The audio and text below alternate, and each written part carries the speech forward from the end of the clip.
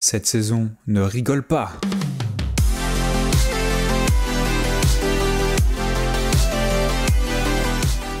Salut, c'est Tony Basket. Dans cette vidéo, je vais vous donner mon avis sur la saison 2 de la série Netflix Sonic Prime. Après une saison 1 convaincante, est-ce que cette deuxième saison est-elle au niveau? C'est ce que nous allons voir. Tout ce qui sera dit dans cette vidéo, ça ne reste que mon avis, le mien. Donc j'ai hâte que vous me partagez le vôtre dans les commentaires. Je vous préviens tout de suite, je vais spoil un max. Aucune retenue. Donc tous ceux qui n'ont pas vu la saison 2, quittez cette vidéo ou alors continuez si vous vous en foutez de vous faire spoiler. Maintenant que vous êtes prévenus, on commence avec un petit résumé de la saison 2.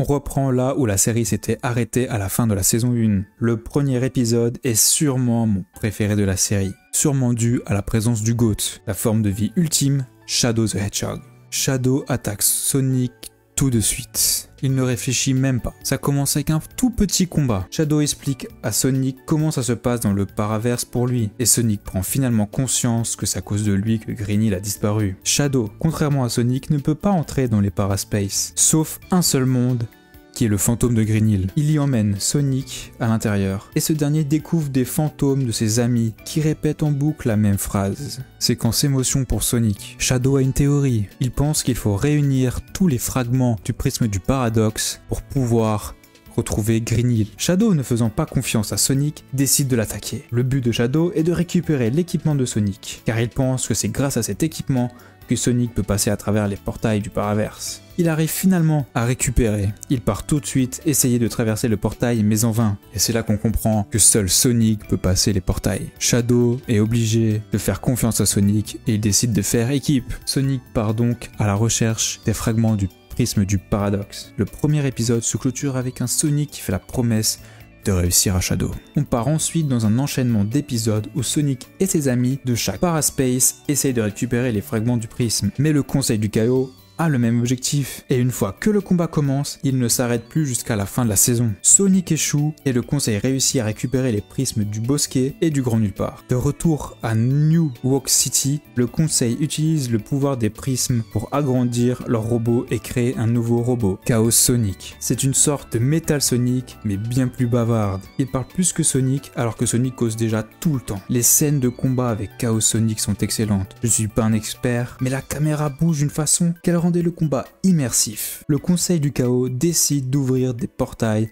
vers d'autres paraspaces pour les conquérir. On voit alors des immeubles se construire dans le Bosquet et le Grand Nulle Part, mais ces portails détruisent l'équilibre du paraverse et peut même le détruire. Et ouais, les docteurs là, ils font un peu n'importe quoi. Malgré tout ça, Sonic arrive finalement à récupérer les fragments. Il part tout de suite au fantôme de Green Hill. Nine s'occupe d'assembler les morceaux, mais le Conseil arrive. Shadow et Sonic se lancent dans un combat pour faire gagner du temps à Nine. Les deux hérissons finissent par être dépassés. Alors, Sonic décide d'aller voir Nine. Le renard utilise le pouvoir des fragments pour améliorer Sonic. On découvre un Sonic Prism. C'est comme ça que je l'appelle pour l'instant. D'abord, on a une première forme avec Sonic qui est encore plus bavard et très speed. Mais après l'arrivée du géant Dr Eggman, là on a la forme plus puissante et plus badass, je trouve, de Sonic Prism. Il a peut-être un nom officiel, mais au moment où je tourne la vidéo, je ne l'ai pas, donc du coup, dites-le moi en commentaire, je le mettrai peut-être si je le trouve. Sonic détruit le Dr Eggman géant. Une fois le combat gagné, Sonic et Nine se disputent. Sonic veut retrouver le Green Hill qu'il a connu, mais Nine a d'autres projets. Ce que Nine veut, c'est créer un Green Hill parfait pour lui et Sonic. Sur ce désaccord, Nine disparaît avec les fragments. La saison se clôture sur cette scène. Sonic pleurant. Voilà pour le petit résumé que j'ai essayé de rendre simple, sans trop aller dans les détails non plus, parce que sinon on part 3 heures. Maintenant, on va faire une catégorie, les qualités, les défauts. C'est parti!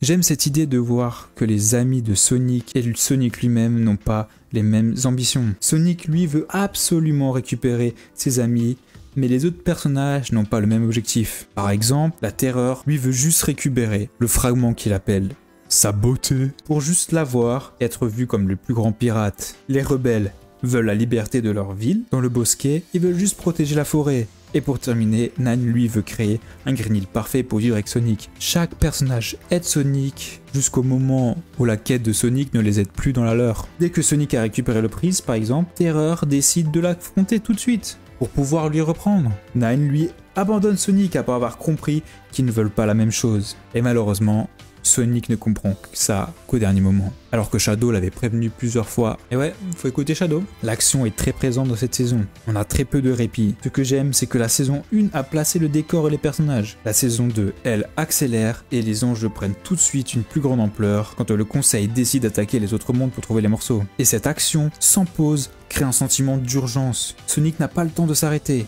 S'il décide de faire une pause, le conseil peut récupérer un fragment à tout moment. Et en plus, Sonic échoue à chaque fois, ce qui est toujours quelque chose que j'aime quand les personnages échouent d'abord avant de pouvoir réussir. Ça crée un sentiment de désespoir. C'est seulement une fois les morceaux ramenés à New York City que Sonic récupère tous les fragments en une fois. Tant qu'on est dans l'action, parlons des scènes de combat. Pour les affrontements contre les robots du docteur, elles font le taf. Mais lorsqu'on a des vrais duels, le niveau de mise en scène monte tout de suite.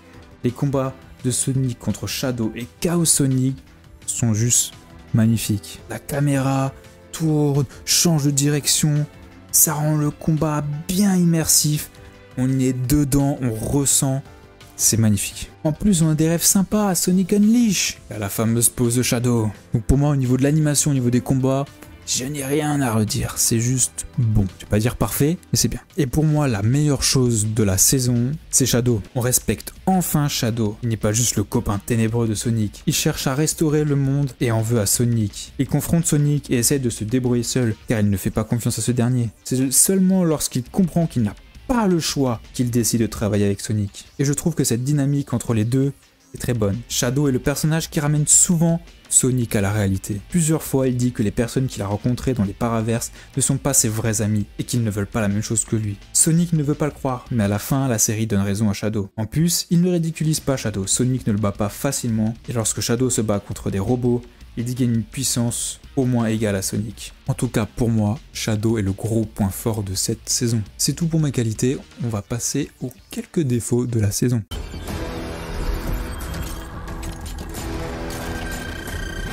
On peut retrouver quelques facilités scénaristiques, par exemple la petite mise à jour rapide pour que Sonic puisse toucher les fragments sans se faire téléporter. Des petits trucs comme ça, mais rien de méchant, rien qui te sort de l'histoire. Comme pour la saison 1, Sonic parle toujours trop. Et j'aurais aimé peut-être aussi avoir de nouveaux personnages ou de nouveaux robots. À part Chaos Sonic, il affronte toujours les mêmes robots, et c'est dommage. Et je trouve que les scènes où le conseil du chaos se dispute sont beaucoup trop longues. Il y en a beaucoup trop. C'est inintéressant et ça n'aide pas à l'intrigue. Voilà, c'est les petits défauts que j'ai trouvés. Donc maintenant, on peut passer à la conclusion.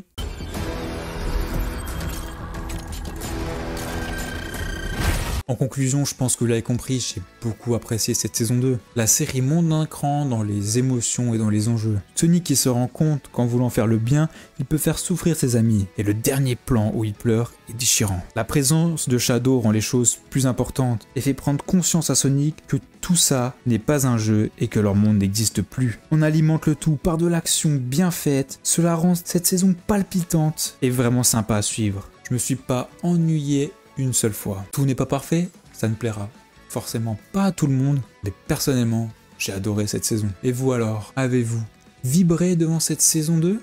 Ou alors est-ce que vous avez dormi et vous êtes ennuyé tout le long ?